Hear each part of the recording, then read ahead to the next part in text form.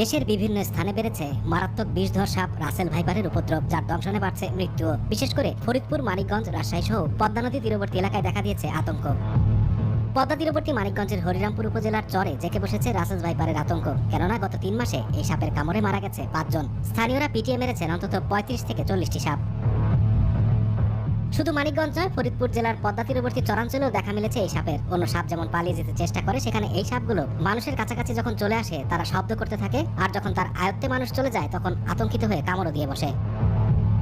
চিকিৎসকের মতে Russell viper কামড়ের দংশনের গড় 72 ঘন্টা বা 3 দিন পরেও রোগীর মৃত্যু হতে পারে। বেশিরভাগ ক্ষেত্রে এই সময়সীমার মধ্যে অ্যান্টিভেনম প্রয়োগ করা জরুরি, ফলে আক্রান্ত ব্যক্তির জীবন বা অঙ্গ প্রত্যঙ্গ বেঁচে যায়।